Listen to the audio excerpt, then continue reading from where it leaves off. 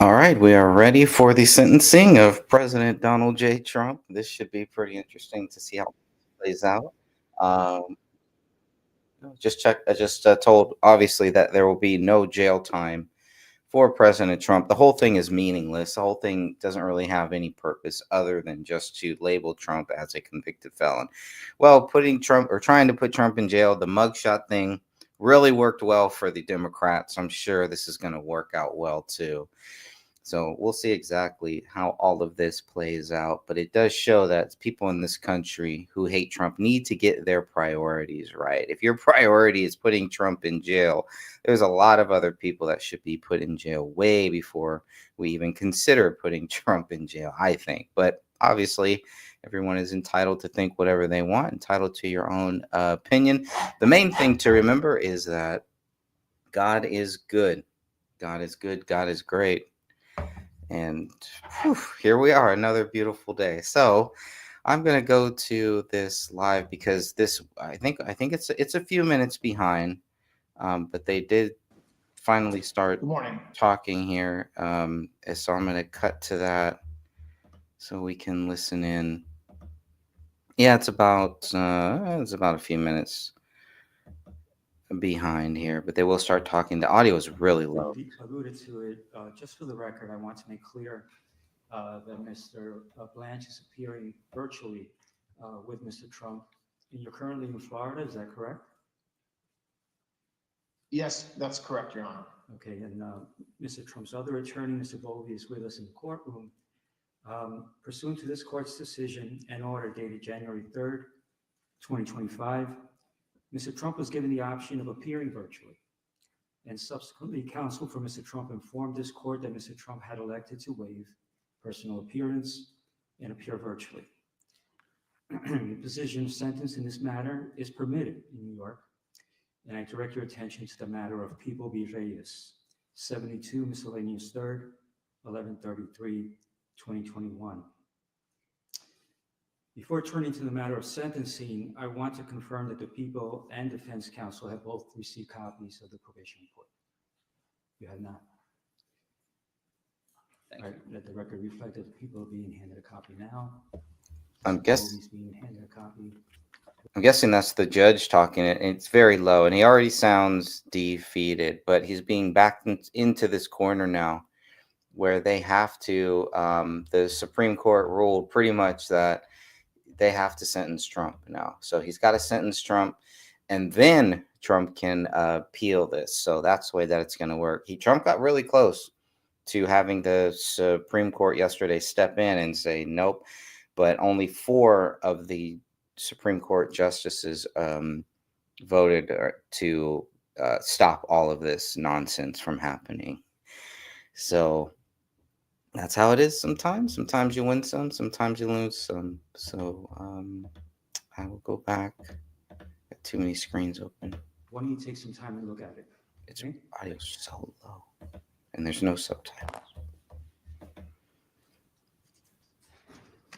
And this is what they're showing here on Fox. I'm assuming other places will have a better stream, but this is what we got right now. Let's see if I can find a better one.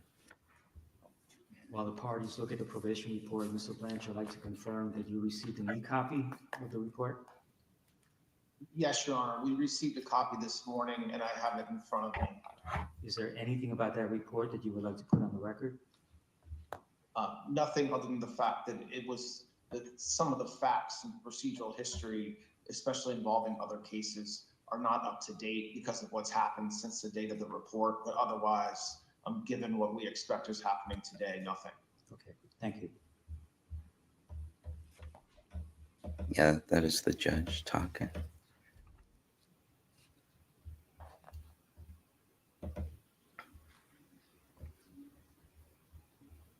All right, so let me see if I can skip a little bit ahead.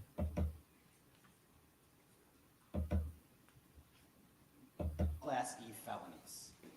Each carries a range of authorized sentencing options for as much as 1 1/3 to 4 years in state prison to a variety of non-incarceratory sentences. In this court's January 3rd decision, on the defendant's Clayton motion, Your Honor, indicated an inclination to impose an unconditional discharge. Under all the circumstances of this case, its unique posture and the defendant's status as president-elect, the people recommend a sentence of an unconditional discharge.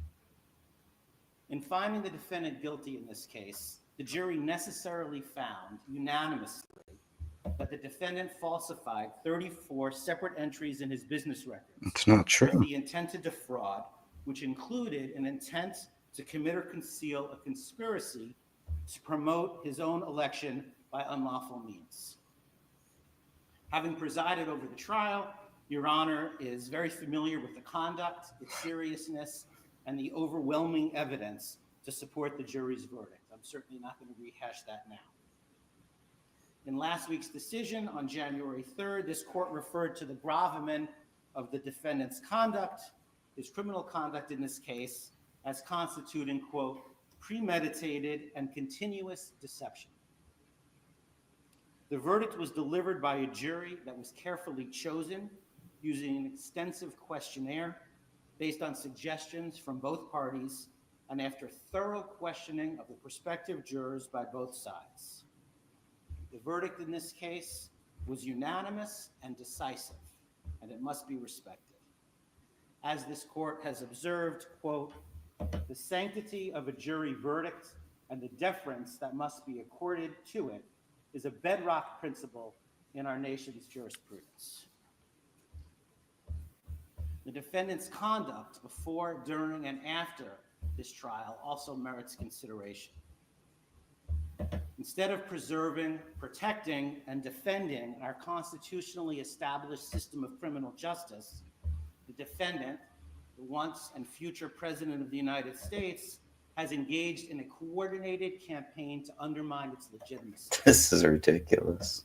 Far from expressing any kind of remorse for his criminal conduct, Because he didn't do the anything. defendant has purposefully bred disdain for our judicial institutions It's a and the witch rule hunt. of law. It's rigged, of And course. he's done this to serve his own ends No. and to encourage others to reject the jury verdict that he finds so Yeah. distasteful. I would too. He has characterized these proceedings as corrupt, It is rigged, a witch hunt, or a sham It's true. too many times true, to tackle. The defendant's rhetoric has only ratcheted up since this court's rulings on his motions to dismiss. He has been unrelenting in his unsubstantiated attacks upon this court and its family, individual prosecutors and their families, the witnesses, the grand jury, the trial jury, and the justice system as a whole. The defendant has not only been held in contempt by other jurists in other matters, but this court alone found the defendant in contempt for 10 distinct violations of the order restricting extrajudicial speech.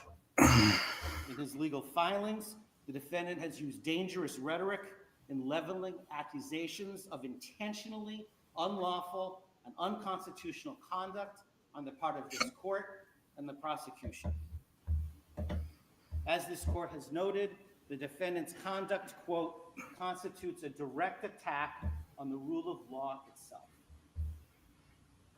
Moreover, the defendant has publicly threatened to retaliate against the prosecutors who have sought to hold him accountable in this and other matters, and the courts who have endeavored to fairly and faithfully adjudicate these matters. Such threats are designed to have a chilling effect, to intimidate those What about their who threats? have the responsibility to enforce That's our crazy. laws, in the hopes that they will ignore the defendant's transgressions because they fear that he is simply too powerful to be subjected to the same rule of law as the rest of us.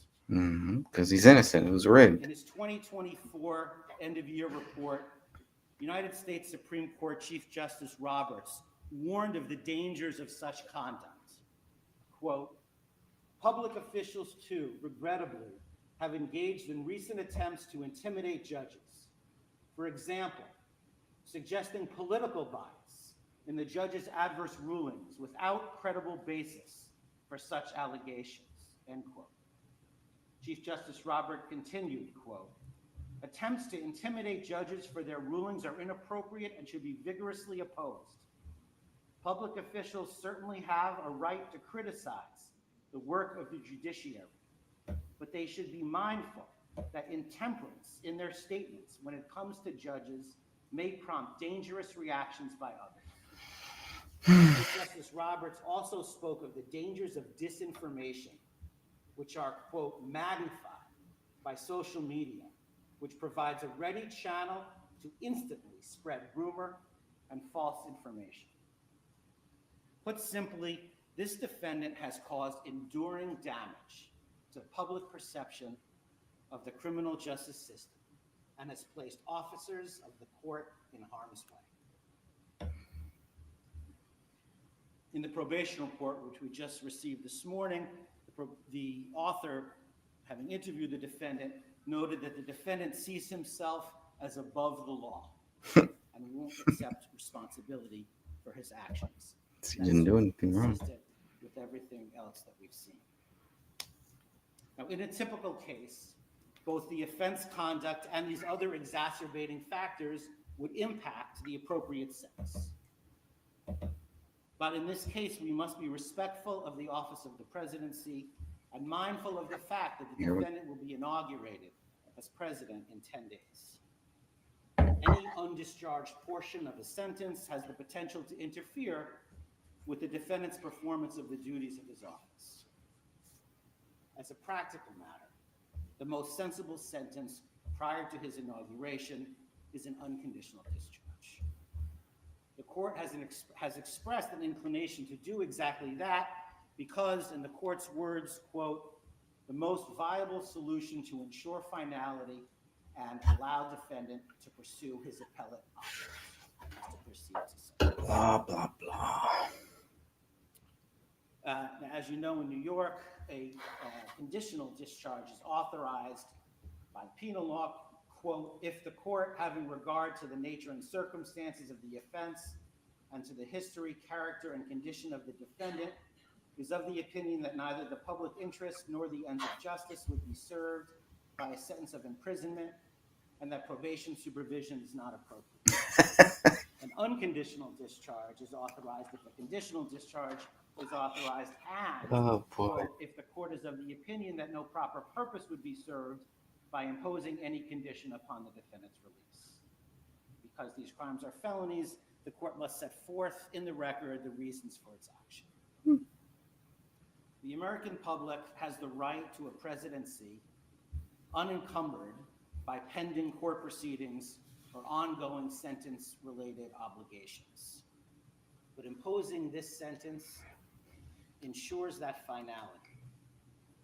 Sentencing the defendant permits this court to enter judgment, to cement the defendant's status as a convicted felon while he pursues whatever appeals he intends to pursue. Yeah. And it gives full effect and respect to the jury's verdict. Oh, it doesn't. Preserving the defendant's ability to govern. Apparently not. People therefore recommend that this court impose a sentence of an unconditional discharge. Boom. And that's what they're going to do. Thank you. Counsel. Let's wrap it up. Thank you, Your Honor. I very, very much disagree with much of what the government just said about this case, about the legitimacy of what happened in this courtroom during the trial, and about President Trump's conduct fighting this case from before it was indicted to while it was indicted, through the jury's verdict, and even to this day. What the government just said presupposes something that we disagree with very much, which was that this was an appropriate case to be brought. It was not.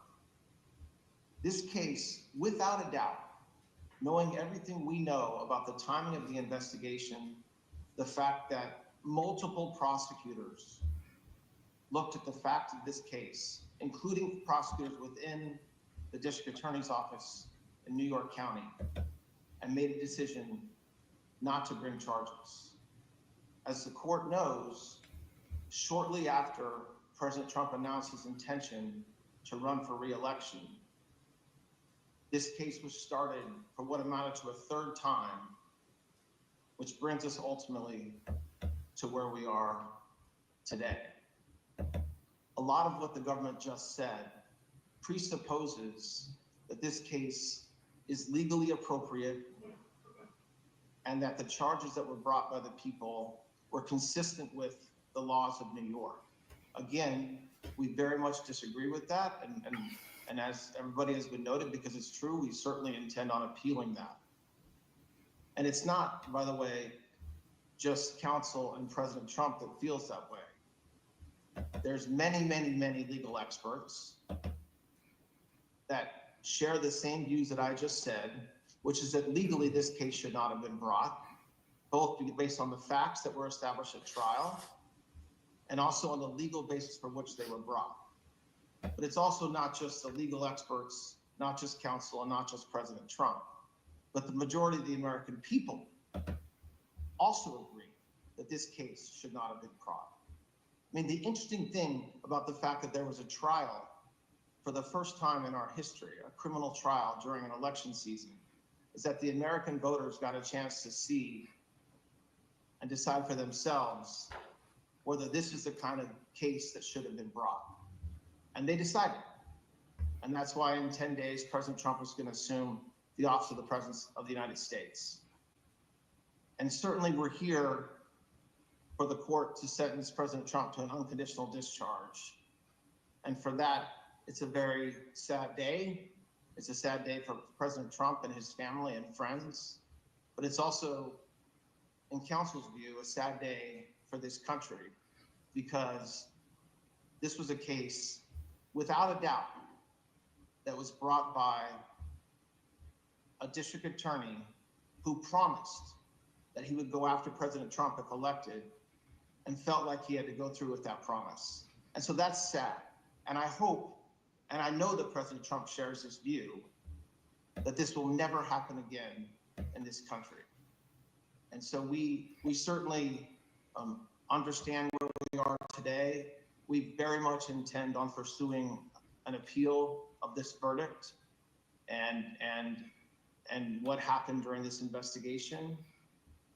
And we certainly believe that the only appropriate sentence, if one's to be imposed at all, which we very much believe it shouldn't be, and that the case should be dismissed, is a sentence of an unconditional discharge.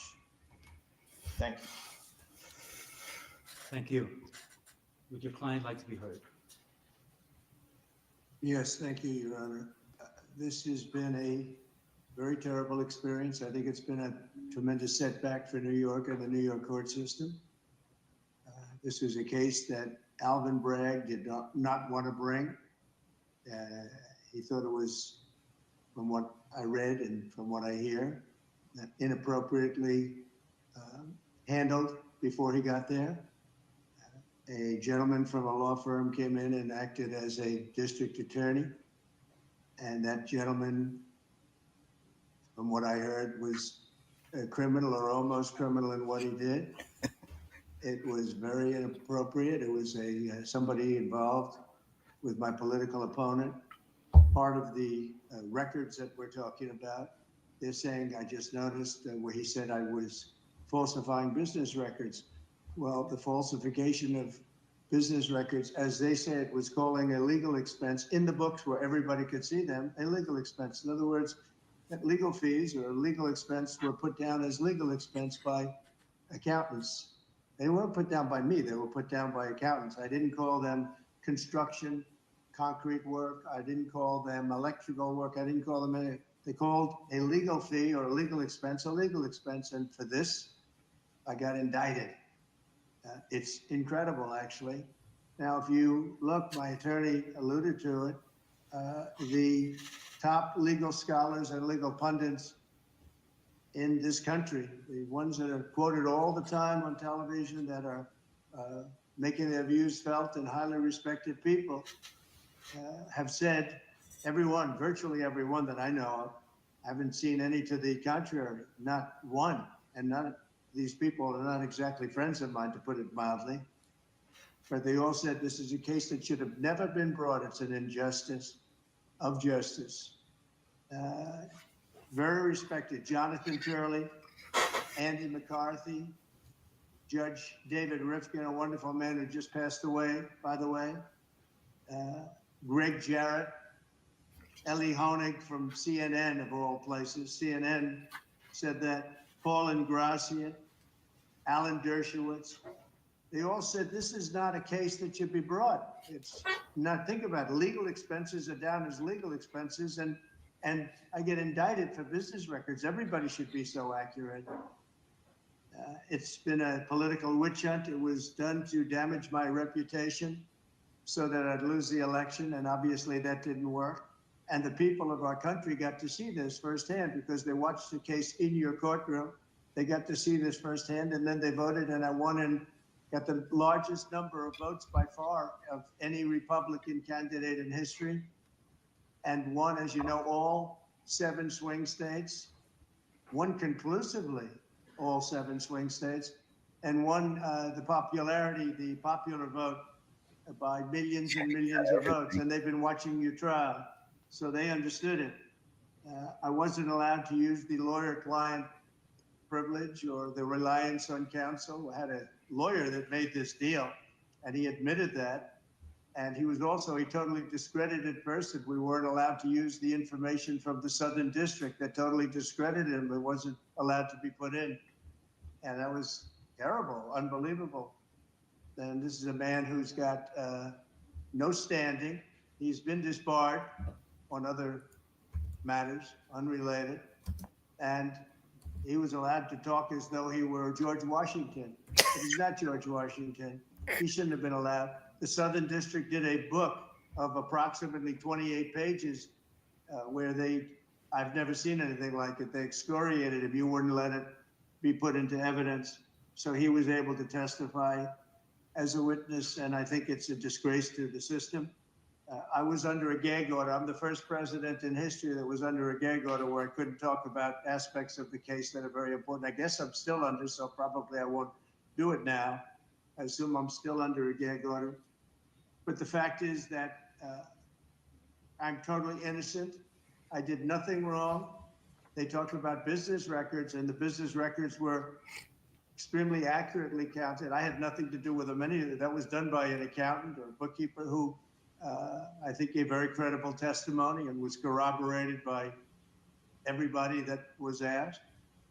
And with all that's happening in our country today, with a city that's burning to the ground, one of our largest, most important cities burning to the ground, with wars that are uncontrollably going on, with all of the problems of inflation and attacks on countries and all of the horrible things that are going on, I got indicted over calling a legal expense a legal expense. It was called a legal expense. I just want to say I think it's an embarrassment to New York, and New York has a lot of problems, but this is a great embarrassment. I believe that this and other cases that were brought, as you know, the DOJ is very much involved in this case. It's because that's the political opponent they're talking about. The DOJ is very involved. You have a gentleman sitting right there from the DOJ who was from the DOJ's office. He was also involved with the New York State Attorney General's case. And he went from there to here. He went around and did what he had to do. He got them to move on me. But in the meantime, I won the election in a massive landslide. And the people of this country understand what's gone on. This has been a weaponization of government. They call it lawfare. Never happened to any extent like this, but never happened in our country before. And I just like to exclaim that I was treated very, very unfairly. And I thank you very much. Thank you, Mr. Trump. Mr. Trump, you appear before this court today to conclude this criminal proceeding by the imposition of sentence. Although I have taken the unusual step of informing you in advance of my inclinations, before imposing sentence, I believe it is important for you, as well as those observing these proceedings, to understand my reasoning for the sentence I am about to impose. The imposition of sentence is one of the most difficult and significant decisions that any criminal court judge is called upon to make. Our legislature sets the parameters for an authorized sentence, but it is a judge that must decide what constitutes a just conclusion to a verdict of guilty. A court is vested with broad discretion in determining what sources or evidence it may consider to arrive at an appropriate sentence.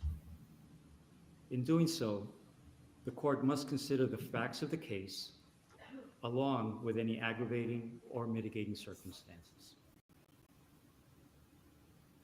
In my time on the bench, I've been called upon to grapple with this weighty responsibility for countless defendants who have been found guilty after trial for an assortment of offenses, ranging from nonviolent Class E felonies to the most heinous of crimes, including homicides, sex trafficking, and child sexual abuse.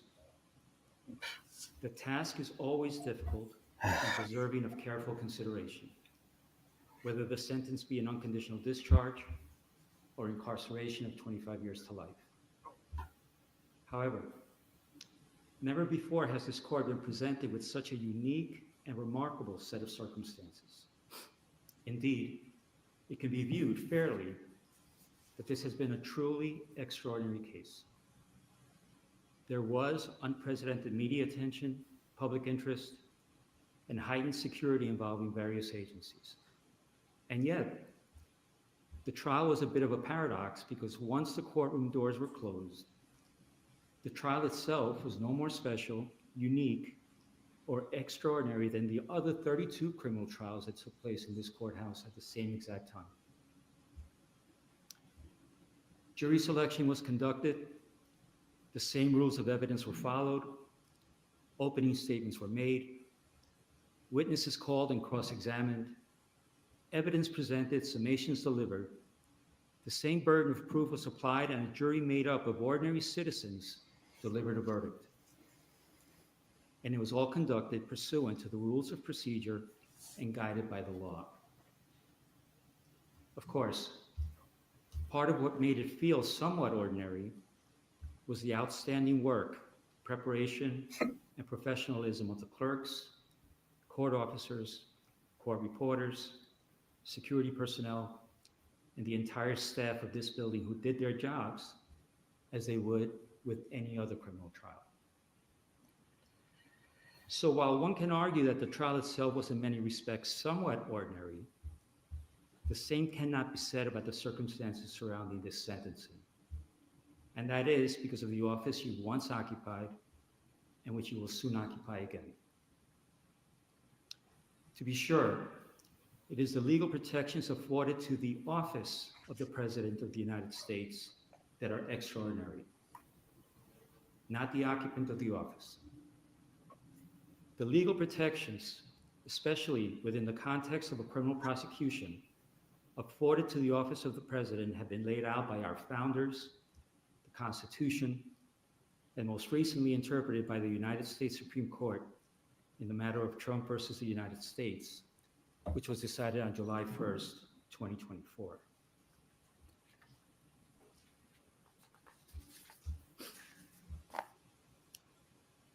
As with every other defendant in your position, it is my obligation to consider any and all aggravating and mitigating factors to inform my decision. Some of those aggravating factors have already been articulated in my Sandoval ruling at the start of this trial and by my recent written decisions on December 16th and January 3rd. Thus, they need not be repeated at this time. However, the considerable, indeed, extraordinary legal protections afforded by the office of the Chief Executive is a factor that overrides all others. To be clear, the protections afforded the office of the President are not a mitigating factor. They do not reduce the seriousness of the crime or justify its commission in any way. The protections are, however, a legal mandate, which pursuant to the rule of law, this court must respect and follow. However, despite the extraordinary breadth of those protections, one power they do not provide is the power to erase a jury verdict. It is clear from legal precedent, which until July 1st was scarce, that Donald Trump, the ordinary citizen, Donald Trump, the criminal defendant, would not be entitled to such considerable protections. I'm referring to protections that extend well beyond those afforded the average defendant who winds their way through the criminal justice system each day. No, ordinary citizens do not receive those legal protections.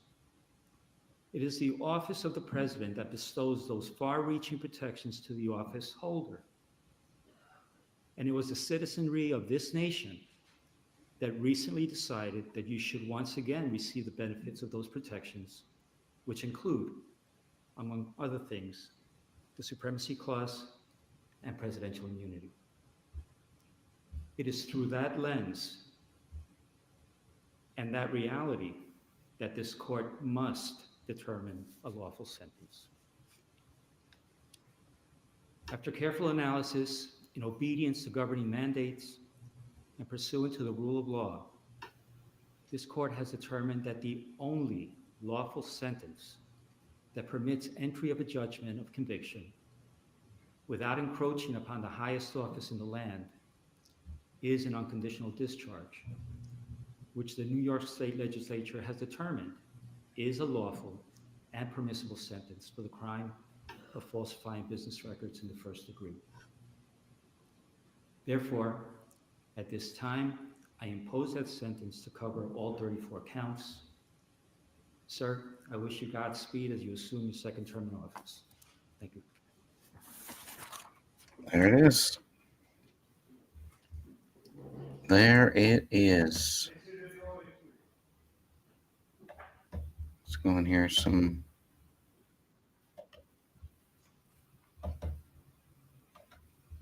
Oh, come on. Really? Now you're going to shut down on me?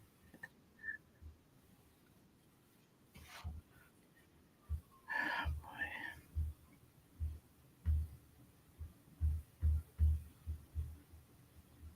Yep, sure looks like it is. Come on.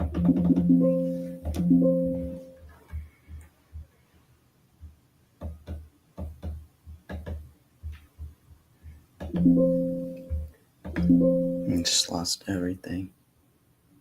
Lost it all. Fuck.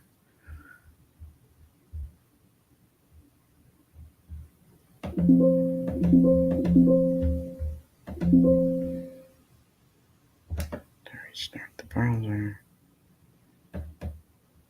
Attention retirees, if you're willing to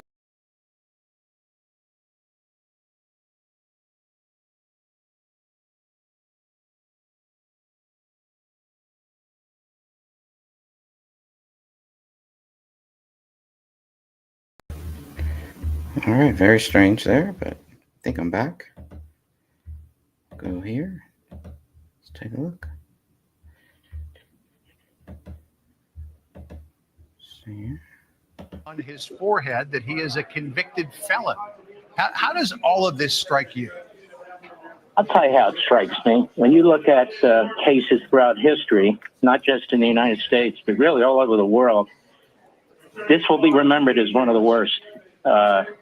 This will be remembered as an absolute injustice from the beginning. Now, I haven't been able to listen much because I was at the doctor to some of the commentary, but I would say this about interlocutory appeals in the New York system, and they don't normally take them and so forth. It's all quite true. The problem here, and I think the four other justices on the court, the originalists, understood that it was very, very crucial that the Supreme Court take up this case the way they took up Bush versus Gore, because it's the most extraordinarily outrageous case in modern times. You've got three great lawyers here who are telling you over and over again why that's the case. You're stuck in a legal system that is, for whatever the reason, highly corrupt, highly partisan. But the Supreme Court had a responsibility to defend the Supreme Court, to defend the federal judiciary, to defend the federal Constitution. You have an elected left-wing, bomb-throwing prosecutor. You have a completely rogue state judge at every step. He orchestrated this thing just as he orchestrated today's abomination. You have 4 justices who clearly wanted to take up this case. They had enough reason to do it. The arguments were laid out not just by President Trump's lawyers, but also by former Attorney General Meese's lawyers. He filed an amicus in front of the court brief here. This court, if it had Rehnquist as the Chief Justice, if it had Scalia on this court, this would have been a 6-3. They would have taken this case and fixed it. Now, what do I mean by fix it? Depending on what the state appellate courts do, this case is going back to the Supreme Court. Now, what's the Supreme Court going to say? We're not going to take it? Of course they're going to take it. Well, what are they going to say then? They just effectively gave their imprimatur to the process. To the process. They said, let the process play out. That's all we know from this order of 3 sentences or whatever it is. Let the process play out. No, you don't let a corrupt process that these gentlemen have been talking about from beginning to end play out, particularly when you're talking about an incoming president of the United States, where the appellate process for this corrupt process will be going on while he's president of the United States.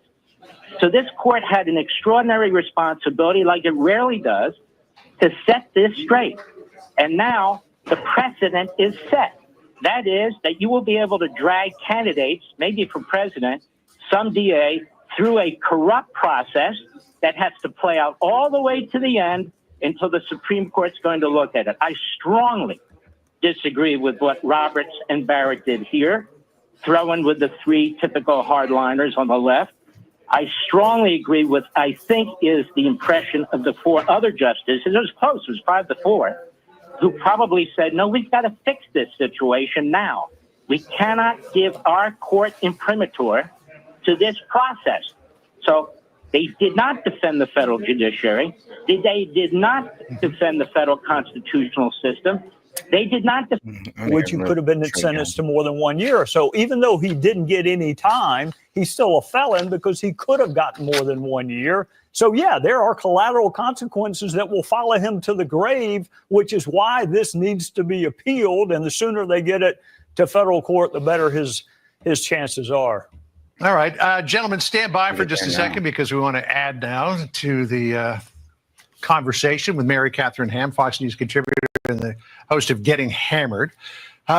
Your thoughts about all of this, because it merely looks like Alvin Bragg and Judge Merchan went on a big game hunt. They bagged their trophy and they hung him on the wall with the scarlet letter F on his forehead now. It has no practical purpose in terms of the president's abilities to be able to carry out his duties as president. But as Trey pointed out. And we have just heard that apparently Trump is finished speaking and that Merchan, Judge Merchan, is starting the sentencing right now.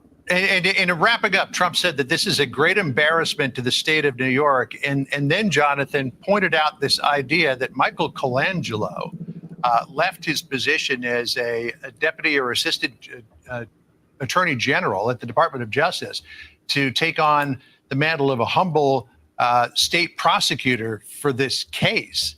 I mean, that was something that a lot of people said, well, that draws a direct connection between what's going on in New York City and what's going on at 1600 Pennsylvania Avenue. What do you think?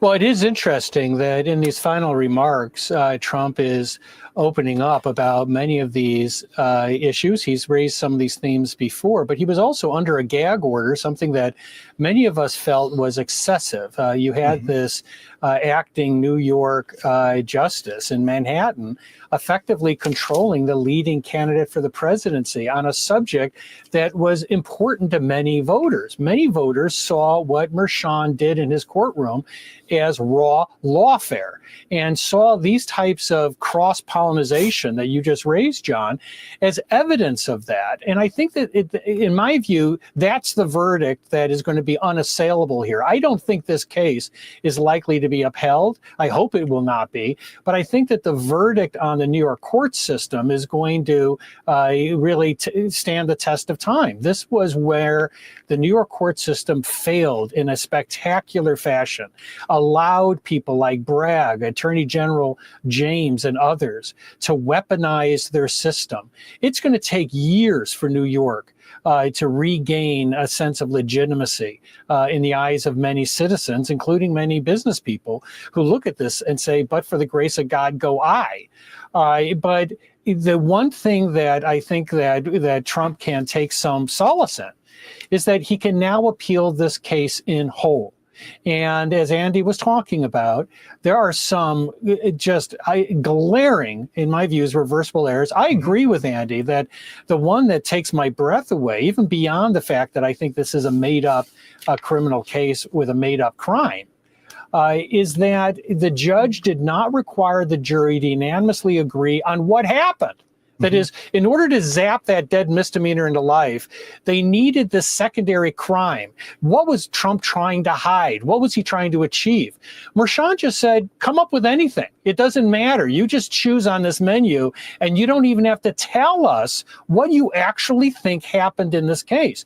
That should be outrageous to everyone, including critics. And, I have to give credit that, over at CNN, their senior analyst said this was unprecedented, absurd. The New York senator from New Jersey recently used stronger language to condemn this case. Those are voices from the left that I want to give credit to. But where the silence, the deafening silence, is coming from the New York legal system itself. And that's where I think many of us are rather shocked that we ever got to this point to see this sentence come down in a case that should never have been brought. No offense, but if you're paying more than $30 per month on car insurance, you're getting ripped off. Guys, so everyone is ditching their car insurance and doing this. The reason why you're likely overpaying for car insurance every month, it's because the majority of what you pay goes to commissions for the insurance agent. But my friend showed me this cool website who cuts out the middleman. Andy, Todd Blanche is the defense attorney with Trump today. He's going to be starting at the Justice Department on January 20th. Right. That is not a Senate confirmed position, right? No, it is. So it is. So he'll have to be Senate confirmed. So he's probably not going to talk too much outside of this until then. But can you project a little bit ahead? I mean, if they're saying what they're saying about the New York system and also about the overall court proceedings in America and people not having any confidence, what can or should or do you anticipate Todd Blanche, Pam Bondi might do there? Well, I think the first flashpoint, Dana, and Trey and I talked about this before we came in, is probably the Mangione case, the terrible homicide case that we had in New York. Very interestingly, not to get too much into the weeds about this, but in most of the country. I'm going to cut away from that right now. There's a sentencing, no jail time, just a big showcase and a big waste of taxpayers' money and everybody's money and time. And we'll see what happens on appeal. I'm sure a lot of us Trump supporters expect the appeal to go through, and that will be that. And it will just be more ammo for President Trump for the next 4 years. We'll see exactly how all of that goes down while California burns itself to the ground. Okay, there is a few other things. I want to get the statement from Trump this morning. I believe this looks like he made this statement before he went to court. But here's what Trump says here. This was posted today at 7:28 a.m. California time. And here's what Trump says. The radical Democrats have lost another pathetic, un-American witch hunt. After spending tens of millions of dollars, wasting over 6 years of obsessive work that should have been spent on protecting New Yorkers from violent, rampant crime that is destroying the city and state, coordinating with the Biden/Harris Department of Injustice in lawless weaponization, bringing completely baseless, illegal, and fake charges against your 45th and 47th president, me, I was given an unconditional discharge. That result alone proves that, as all legal scholars and experts have said, there is no case. There was never a case, and this whole scam fully deserves to be dismissed. The real jury, the American people, have spoken by re-electing me with an overwhelming mandate in one of the most consequential elections in history. As the American people have seen, this case had no crime, no damages, no proof, no facts, no law, only a highly conflicted And you can hear that in the judge's voice. A star witness who is a disbarred, disgraced serial perjurer and a criminal election interference. Today's event was a despicable charade, and now that it is over, we will appeal this hoax, which has no merit, and restore the trust of Americans in our once great system of justice.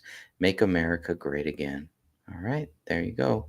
That was Trump's latest post on Truth Social. As far as I know, he hasn't posted anything since then. I'll just reiterate that. Yep. And then there's another case, obviously, that is going on. So it's just all craziness, man. I don't know. I do not know. So there are a few other clips that I was going to play. Only got a few minutes here, but Trump did speak. Where was it? Almost for about 20 minutes yesterday. And I'm going to play some of that. There we go.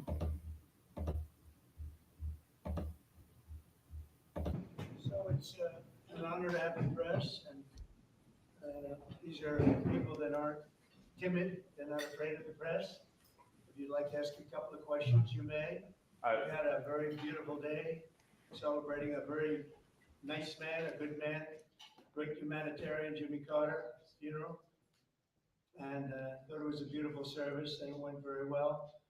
And we had some very good victories today, as you probably heard.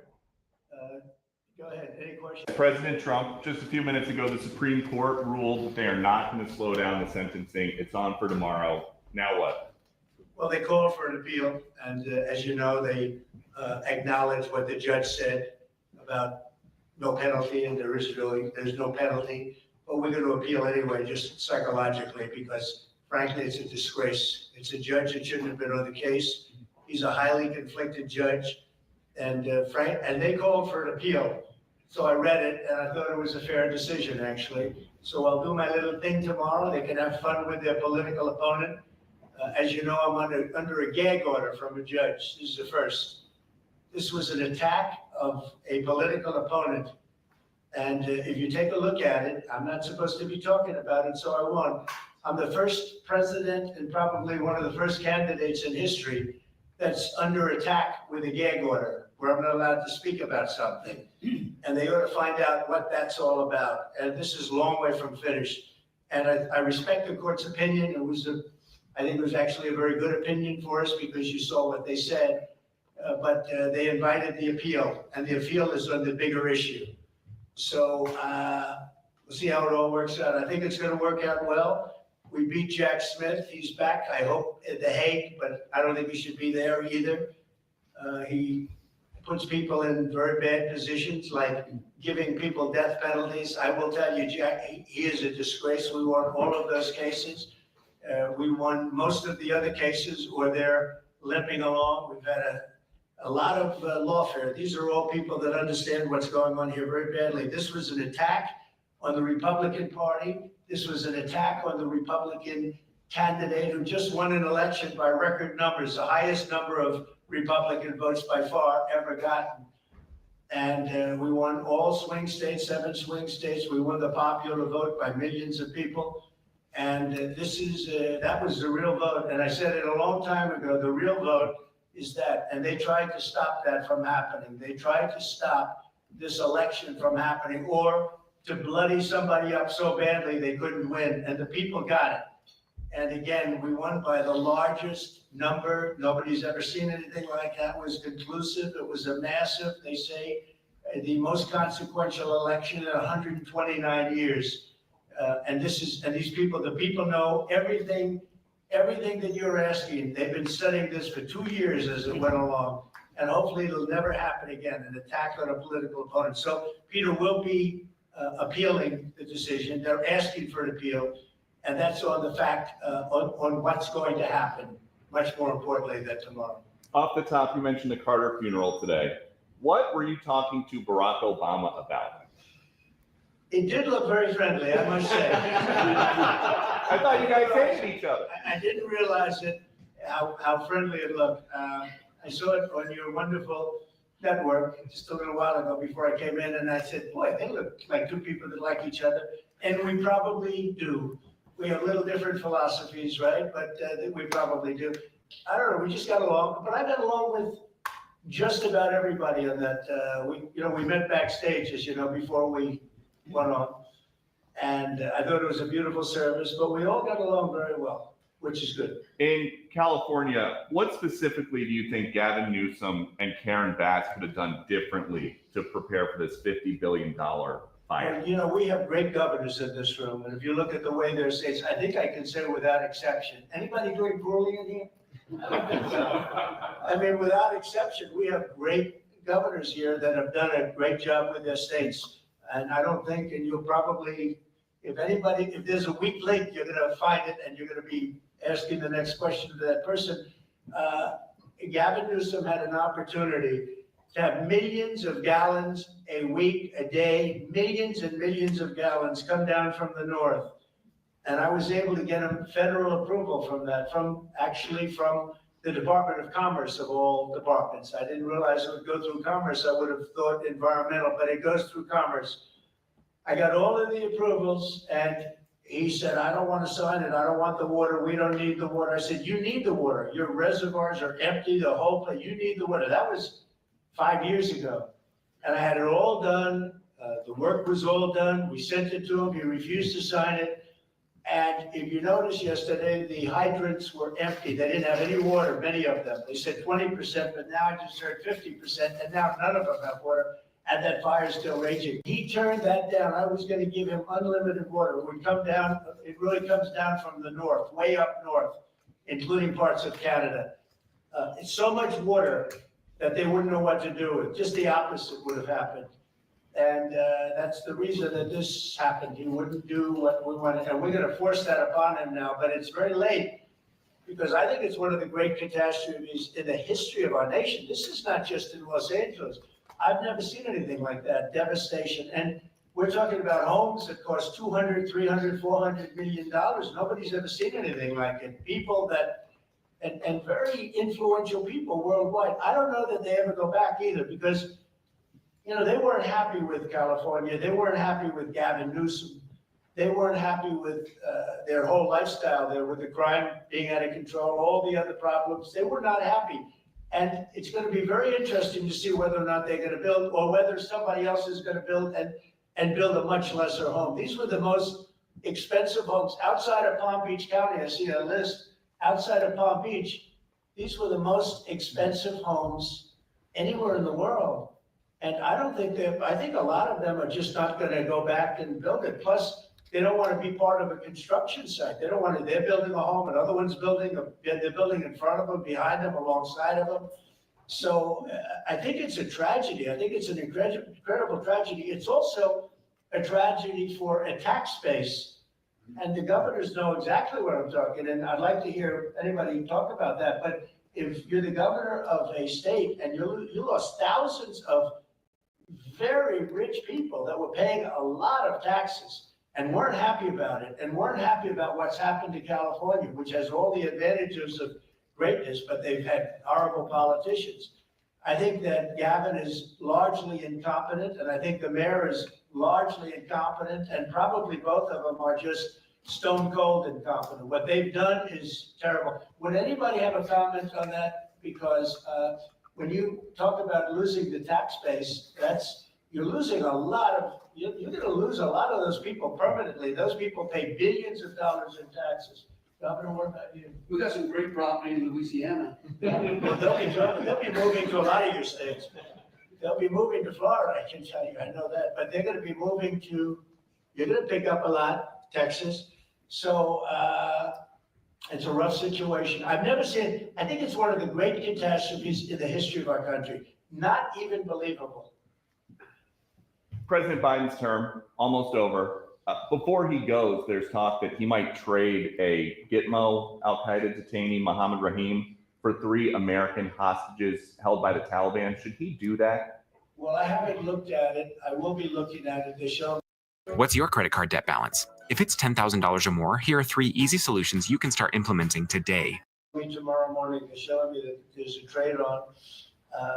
And trades, I have not been in favor of the trades they've made, but I'll be taking a look tomorrow. We'll announce something tomorrow. Don Jr. and some of your team just got back from Greenland. What's the price tag? Well, maybe no price tag. Look, we're going to have to see what happens because Denmark, we need this for national security. We need Greenland very badly. You look at the Russian ships, the China ships, they're all over the place. They're, surrounding. Now they have for a long time. That's a lane. But we need that for national security. So I don't know that Denmark has any right, title, and interest. So we're going to find that. But I can tell you, you saw the clips that were released. The people of Greenland would love to become a state of the United States of America. We were greeted with tremendous love and affection and respect. The people would like to be a part of the United States. Now, Denmark maybe doesn't like it, but then we can't be too happy with Denmark, and maybe things have to happen with respect to Denmark having to do with tariffs, because they have to do this, I think, for the free world. We need that to protect the free world. It's very important and getting more important every year. When you were with all the Republican senators yesterday in Washington, which of your nominees do they think are going to have the hardest time getting confirmed? So we had a great meeting with almost every senator, Republican senator, and I would say that first it was a love fest. This is a love fest too, I believe. I'll let you know in about an hour. But this is pretty much a love fest. I mean, the governors aren't exactly chopped liver, right? This is a group of people that have done a phenomenal job, and especially when you see what's going on in Los Angeles and all. You look at the way they've run their states, it's incredible. I talk about it all the time, the top 25 states, and I don't believe we have any in the list of crime. So every one of them is a Democrat-run state. We want to get along with the Democrats. I'm trying to be nice. We're going into a new term. It's going to be a great time I'm going to call it the golden age. I believe we have a chance at the golden age of America, but I have to tell you, you look at the crime, it's all on the shoulders of Democrats and the way they run their states. And if these people ran those states, same people, same everything, but you put these people in those states, you wouldn't have crime like that at all. We've been watching over the last couple of weeks, a lot of CEOs, including some who censored you 4 years ago, have been coming down here basically to kiss the ring. Did they change or did you change? Well, maybe we all changed. I think they've gained a lot of respect. I think they looked at the mandate that we got. As you know, we won the popular vote. As I said, we won all 7 swing states. They said, well, if Trump would win, I had to win 3 because I had a lot of early voting going on, and we had to win 3, and we won all 7, and we won it by a lot. We didn't win it by a little. We won it by a lot, and we won the popular vote by a lot. I think that had an effect. I also think it's like, let's get something done. You look at what happened with Facebook today and yesterday, what they announced, that was a big concession from them. I mean, they went from I call them the unlocked boxes. They call them lock boxes. I call them the unlocked boxes because they seem to be unlocked a lot of times. But you went from the unlocked boxes into a statement yesterday that's really talking about free speech. What a difference that is. And so we appreciate that. But I think they've gained a lot of respect. We've had everybody. Jeff Bezos came, Bill Gates came, Mark Zuckerberg came. Many of them came numerous times. The bankers have all come. Everybody's coming. I haven't had anybody saying anything bad about me. I'm not used to it. But a lot of it's respect. I think they respect the Republican Party. The Republican Party has become a much bigger party. It's become a party for the worker. If you look at all of the union votes that I got, and when I say I, it's really all of us together because it's a whole thing. But we won the Teamsters. We did great with the auto workers. We did, all heavily union and non-union states. We won by a lot. Florida is an example. We won by millions of votes, the highest vote ever gotten. And so it's been a great period of time. A ton of world leaders have called you as well. We understand still no call with Putin. Is that a day 1 or week 1 call that you want to have? He wants to meet. And we're setting it up. President Xi, we've had a lot of communication, and we have a lot of meetings set up with a lot of people. Some have come, but I'd rather wait till after the 20th. And when you say meet with Putin or meet with Xi, do you guys want to have some kind of a summit, or are they going to come To here? be determined, but President Putin wants to meet. He's said that even publicly, and we have to get that war over. That's a bloody mess. Soldiers are being killed by the millions. I looked at some very graphic pictures yesterday. The soldiers that are being killed, you know, it's a flat field. The only thing that stops a bullet is a body. These are it's a very, very flat land. And the soldiers are fighting, and they are dying by the hundreds of thousands. And not to mention the towns and the cities, which were, you know, largely demolished. And there are a lot of people in the big surprise, and it's going to be a very unpleasant surprise, is how many people were killed in that war. It's much higher than the press is reporting. You know, when a building comes down, these are big buildings, they're 2 and 3 blocks long, different kind of construction. They're long and not that tall in many cases, but they're 20 stories. But when a building like that comes down and they say nobody was injured, no, a lot of people were killed. I think the numbers are going to be much higher. And that's a war that would have never happened if I were president. And it's a war that I'm going to try really to stop as quickly as I can. The number of people dying on a daily basis, and I get the reports every single day, and largely soldiers at this point, but the number of people, both Russia and Ukraine, it's staggering. When you threatened tariffs on Canada a couple weeks ago, Justin Trudeau rushed down here. He wanted to make nice. Now he's on the way out. Is that what you wanted? I didn't think he was going to quit. He probably saw the numbers. Look, I call him Governor Trudeau because they should be the 51st state, really. It would make a great state. And the people of Canada like it. They pay lower taxes. They have virtually no military. They have a very small military. They pay less than 1%. They're about the lowest payer in NATO. They're supposed to pay much more. They haven't been paying. They have a lot of problems. And I was with Wayne Gretzky. I said, Wayne, would you like to be the governor of Canada? I can't imagine anybody doing any better than Wayne. Wayne was not too interested, but I think he probably would have liked statehood. He's a friend of mine. He's a great guy. He's the great one. We call him the great one, right? He's a great hockey player. But I will say this. I think that there's, you know, it was stated pretty strongly a couple of weeks ago about Canada, and people laughed, and now they're all saying, well, it's very interesting. And I say from the standpoint of the United States, we're subsidizing Canada $200 and $250 billion a year. We have massive deficits. They've taken about 20% of our car business. I'd rather do it here. We can put tariffs on that. We don't have tariffs on them yet, but that will happen. But they've taken about 20% of our car business. I'd rather have it done in Detroit or have it done in South Carolina or any other state that does cars, and we have a lot of them. We don't need Canada for that. We don't need Canada for lumber because we have big forests that we have, you know, not utilized. In some cases, they're protected, which I can take that protection off. And you take down a tree and you grow a better tree, and that's, you know, pretty common. But we don't need anything. We don't need their fuel. We don't need their energy. We don't need their oil and gas. We don't need anything that they have. And I said to Trudeau, I said, why are we subsidizing you $200 and $250 billion a year? He said, I really don't know. And I said, well, I don't know either. I said, what would happen to Canada if we didn't? He said, Canada would be obliterated if that happened. I said, then Canada should be a 51st state. A story that's where we are now. A story that kind of disappeared very suddenly. Do you have any idea whatever happened to the drones? What happened to drones? Well, you had said that you thought the government knew what was happening with these drones over New Jersey. There were some by Bedminster. I don't know. They're over Bedminster a lot. So what happened? I'm going to give you a report on drones about one day into the administration, because I think it's ridiculous that they're not telling you about what's going on with the drones. And it's not only with me.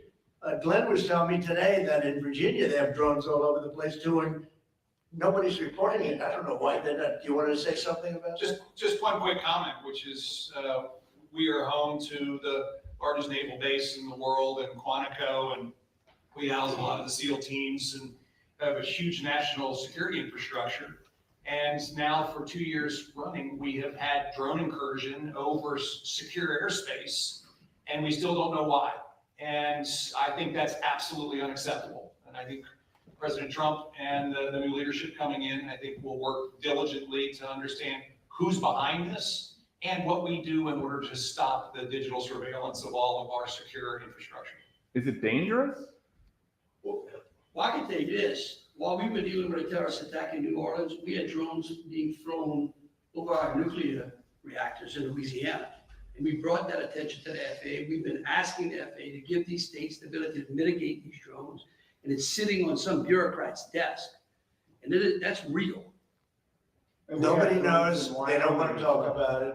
Go ahead, Governor. You were saying. I was just going to say, we have drones in Wyoming flying over our infrastructure as well. And it's incredibly frustrating that we not only have no way of knowing what it is, but nobody knows how to deal with them. They don't want to talk about it, and nobody knows why. They don't want to talk about it. That could be us sending drones. I hope that's the case, us doing it and doing research, and maybe they don't want to talk about it from that standpoint. I hope it's not an enemy, but we're going to find out on the 21st, the day after. You have to give me a little time for the inauguration, but shortly thereafter, we'll give you a report on it. We'll tell you exactly what it is. They know, and it's very strange that they aren't talking about it. Peter, thank you very much. Does Biden do it? I mean, does he do this kind of a news conference? This is my longest ever interview of a president. Yeah, well, the longest ever before this was one question, and it would rush you out of the room. Right? we have nothing to hide. Thank you all very much.